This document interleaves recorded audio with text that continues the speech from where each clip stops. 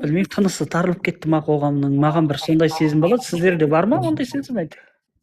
Иә, халық жыта біртіндеп өшіп жатқан Барлық сияқты. салада қысып жатыр, барлық салада қысып жатыр ше. Халық Иә. біртіндеп өшіп жатқан сияқты, бірақ ол бір күні не қылады ғой, қайнап жатқан чайник сияқты бір күні тасиды ғой, оны да таситын уақыты болады. Иә. Сол кезде цунами сияқты толқиды халық. Сол кезде тоқтата алмай қалады. Кеше қаңтар деген түк болмай қалады. Қаңтардың қасында келесі митинг хуже болады.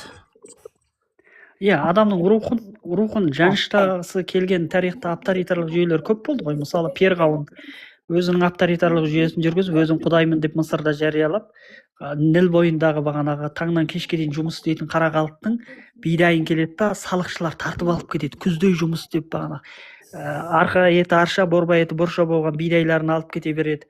Сөйтіп халықты қаншама жылдар қанап отырды, бірақ Перғауын қалай не етеді?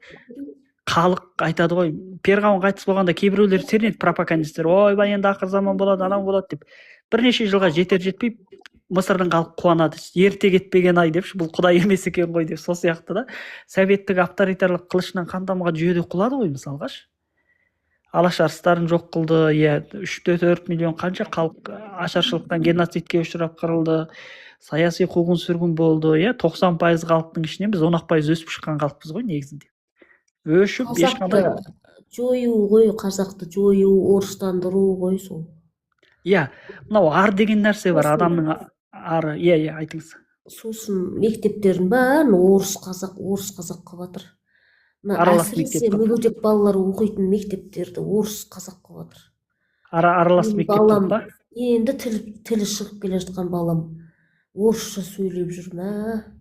Соны қазақша мектепке берейін десем, қазақ мектепте логопед жоқ қой. Соны қиын деп кетті ше. Анау бір тамақ па бірдеңе берсең алдына, я не хочу деп ше.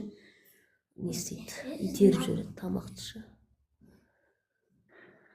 Қиын, негізі балаларға қазақша мультиктер, телеграмдарда қазақша мультиктер бар ғой, білесіз ба? Соларды көрсетіңіз бағанағыш. Енді амал жоқ, біз заман сол болған соң қазақша өте жақсы аударған мультиктер бар, соларды көрсетіңіз. Сосын принтер бар дедіңіз ғой, принтермен әртүрлі нелер шығарып беріңіз. Сөз құрауды үйретіңіз.